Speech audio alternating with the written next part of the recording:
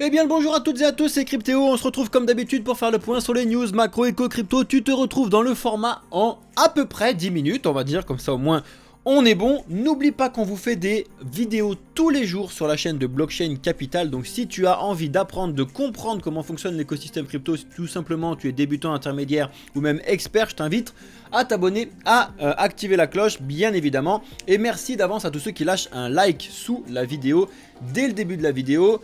Merci à vous, vous êtes les goats, restez bien jusqu'au bout de la vidéo, vous savez très bien que là on va faire les news, après on va voir le marché, surtout que le marché c'est très important aujourd'hui par rapport à ce que je vous ai dit dans la vidéo d'hier, par rapport à la lumière qu'il y a derrière moi, donc restez bien jusqu'à la fin de la vidéo, let's go, jingle. On va revenir sur le point de marché tout à l'heure, je vous ai mis un petit truc sur la journée, on va revenir sur ça juste après. D'abord, les news pour aller un petit peu plus dans le vif du sujet, pardon. On a la startup française Deskcoin qui lance son application mobile pour démocratiser l'investissement en crypto. Alors c'est très bien et c'est très mauvais en même temps. Je vous explique pourquoi.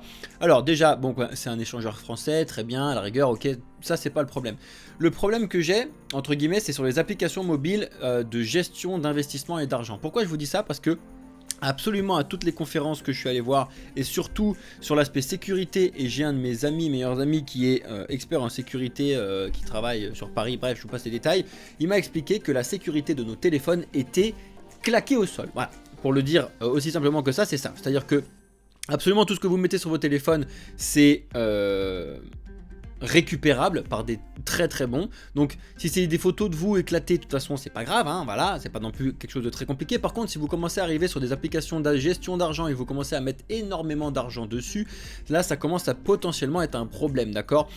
Ok, très bien, pour démocratiser l'investissement en crypto, donc ce qui est mis dans le titre, je valide, ça je suis d'accord. Let's go, démocratisons. On va pouvoir expliquer comment ça fonctionne. Par contre, dès qu'on parle de montants intéressants, ça dégage de votre téléphone, s'il vous plaît. Ça dégage des exchanges et ça met un petit peu sur des plateformes sécurisées, s'il vous plaît. Si vous avez besoin d'aide, n'hésitez pas à faire appel à nos services. On est là pour ça aussi.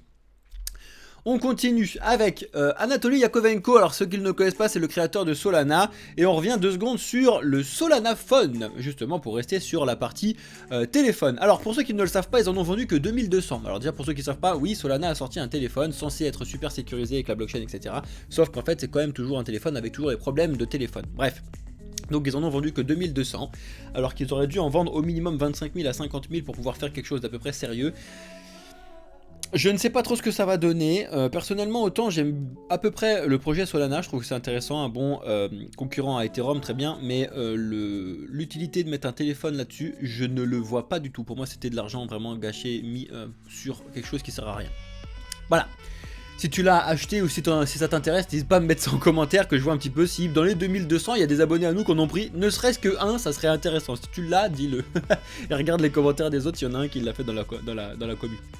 Bref, en ce qui concerne Poloniex, alors l'exchange donc de Justin Sun. Justin Sun, pour ceux qui ne connaissent pas, c'est un très gros connu, hein, pas autant que CZ dans l'écosystème crypto, mais pas loin on va dire. Bref, donc, qui est aussi créateur de la blockchain de Tron. Bref, il a créé le Poloniex. Et là, le Poloniex en Angleterre, nous explique que potentiellement, il serait en train de proposer des services financiers, des produits financiers sans la permission de l'Angleterre. Donc pour l'instant, ça sent pas très bon niveau Poloniex en Angleterre. Donc si vous avez un compte en Angleterre sur ces trucs-là, faites attention. N'oubliez pas, de toute façon, vos fonds long terme ne doivent pas être sur un exchange centralisé. Ils doivent être bien au chaud sur un cold wallet. Ça c'est très important pour l'écosystème Cosmos. Alors Cosmos en ce moment tout particulièrement, il faut le surveiller en ce qui concerne le Atom One potentiellement qui peut sortir. Vous savez, le fork suite à la décision qui a été prise sur Atom de diminuer les récompenses de stacking. Vous connaissez l'histoire, sinon on vous a fait des vidéos sur la chaîne, donc regardez un petit peu ce qu'on vous a proposé. En attendant, vous avez un gros partenariat entre Confio et Neutron, donc qui sont, Neutron c'est un des sous-catégories de blockchain sur Cosmos pour pouvoir améliorer le système. Bref, Confio investit 50 millions je crois dans le projet, c'est énorme, ça fait partie des gros projets qu'il faut surveiller, et quand ça build dessus c'est assez intéressant. On continue, la tendance haussière du Bitcoin serait un mirage. Alors c'est un petit peu ce que je vous dis, alors pas forcément sur un titre aussi putaclic que ça. À la rigueur, je vais peut-être m'en servir pour le mettre sur la vidéo, je ne l'ai pas encore fait là, au moment où je tourne, bref.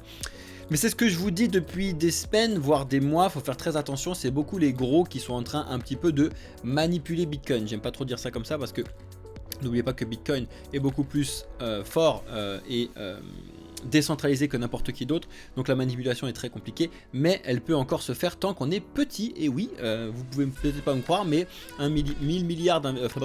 moins de 1000 milliards d'investis sur le Bitcoin, c'est vraiment un petit investissement. Il y a quand même des gros qui peuvent encore faire du mouvement. Bref, donc actuellement ce serait potentiellement une hausse juste pour pouvoir enrichir certains gros et pas forcément toi, donc faites très attention et regarde un petit peu comment ça fonctionne. Je t'invite à regarder cet article là très rapidement sur le sujet.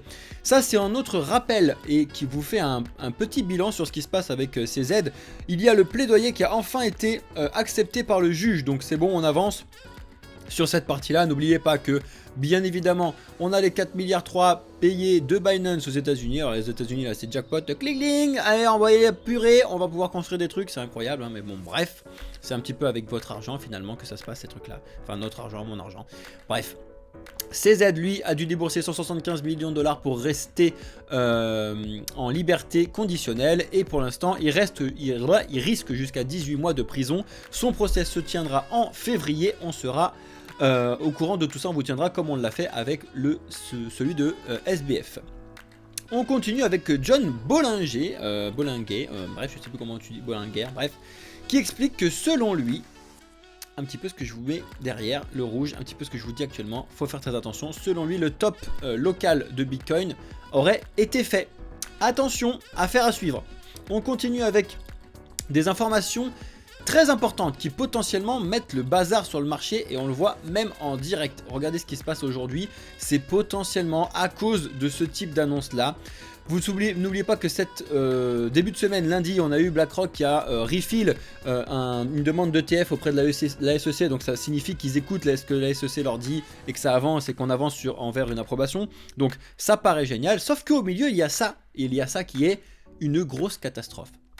Apparemment, si on regarde un petit peu plus dans les lignes, BlackRock serait prêt à expliquer que Bitcoin serait potentiellement une security. Non, non, non. Pas du tout, monsieur n'importe qui. Ça n'est ni une security, ni une commodity, d'accord? Donc, effectivement, à l'heure actuelle, c'est mieux que ce soit une commodity parce que ça fait moins chier, machin, et que sur le niveau des États-Unis, ça pose moins de problèmes.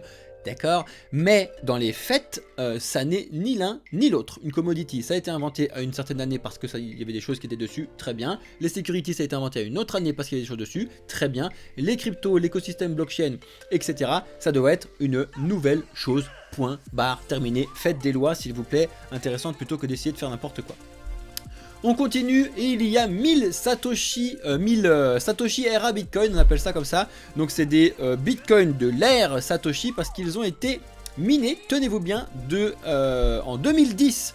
Ces 1000, et devinez quoi, ils viennent d'être bougés pour être mis sur un exchange et donc pour être vendus. Si quelqu'un qui est là depuis le début, en 2010, souhaite vendre 1000 Bitcoins maintenant, et pas après, posez-vous les bonnes questions. Je vous dis pas, mais alors pas du tout, que Bitcoin va retomber à zéro ou quoi ou qu'est-ce. Rien à voir. Je vous dis juste que là, pour l'essentiellement, on est monté un petit peu trop haut. Et que cette personne-là, faire des bénéfices à 43 000, vendre ses 1000 bitcoins à 43 000, attendre que ça revienne à 22 000 et en acheter 2000 des bitcoins, je pense que pour lui, c'est intéressant. Voilà, je vous le dis juste comme ça, affaire à suivre. Faites vos propres recherches comme d'habitude. Dites-moi vos commentaires, dites-moi tout ça en commentaire si vous pensez que Bitcoin a atteint son top ou pas. On se fait un petit truc dans le commentaire, s'il vous plaît, s'il vous plaît, ceux qui regardent la vidéo. Regardez un petit peu en dessous. Et dites-moi un peu en commentaire rapidement si vous pensez qu'on est plutôt sur une continuation de hausse, qu'on est let's go sur les 50 000. On va en parler justement sur cette news là, comme quoi apparemment d'ici début 2024 on serait plutôt aux alentours des 50 000. Ou si vous pensez qu'on va retracer, dites-moi ça en commentaire les amis. On a Robinhood qui arrive et qui s'installe vraiment bien en Europe en s'installant par rapport aux restrictions MiCA. J'ai pas trouvé mes mots mais bon vous avez compris ce que je voulais vous dire. On a Binance et surtout le BNB qui a complètement loupé le boom qu'on a eu actuellement. C'est tout simplement à cause de l'affaire de CZ. Donc désolé si vous avez beaucoup investi sur le BNB récemment, mais ça n'a pas forcément fait le boom qu'il y avait actu. Voilà une grosse connerie. On a Jamie Dimon, le PDG de JP Morgan, qui réitère son discours anti-crypto qui est complètement débile. Si j'étais le gouvernement, je les fermerais. Je pense, malheureusement, et c'est dommage parce que JP Morgan évolue dans l'écosystème crypto, dans la blockchain et tout, je trouve ça incroyable de dire des dingueries comme ça, mais bon bref. C'est aussi ce qui fait que Bitcoin baisse aussi un petit peu aujourd'hui, hein. Bref. Si j'étais le gouvernement, je les fermerais. Je pense qu'il faut qu'ils se réveillent 2 secondes. Personne ne peut fermer les cryptos et en particulier Bitcoin parce que c'est décentralisé. Donc ciao, prends une autre idée et on passe à autre chose. Et on finit avec cette news. Non, il y en a encore une autre. Pardon. Mais on a bien avant le Luna, l'USTC, l'USDC, enfin l'USDC, l'USTC, l'UST, le Luna et le Luna C, bref, qui sont un petit peu dans le viseur de la SEC par rapport à ce qui se passe notamment actuellement. Et bien évidemment, Terraform Lab et souhaite éviter un procès. Je vous invite à regarder cette news là si ça vous intéresse, c'est assez important. Et en ce qui concerne Binance et un petit peu pour nous en France, je ne sais pas si vous l'avez vu, mais il y a quelques jours, Binance a autorisé le trading de A-Euro, donc c'était un de nos stablecoins euros. Et devinez quoi? Il a pété un câble à la hausse parce que certains traders de Binance pensaient que c'était pas un stablecoin et que c'était un investissement à faire. Donc Binance a coupé le trading pour ce stablecoin qui est monté à 3 balles quand même, alors qu'il est censé être stable à 1 euro. Hein. Bref. Faites attention encore une fois, renseignez-vous comment ça fonctionne l'écosystème crypto, sur quoi investir, très important. Et on finit donc avec l'écosystème crypto rapidement sur l'évolution du marché qu'on a actuellement. Alors aujourd'hui, c'est incroyable. Aujourd'hui, grosse baisse, remontée, grosse baisse niveau du Bitcoin. On voit la grosse hésitation, mais on voit potentiellement que les 45 000, ça se trouve, on n'ira jamais les voir cette année. On verra ça l'année prochaine, voire potentiellement en 2025. Donc on va suivre ça de très très près comme d'habitude. Par contre, s'il y en a bien un qui a profité de l'idée, eh ben c'est Ether. Ça y est, Ether est au-dessus et rattrape un petit peu son retard sur Bitcoin.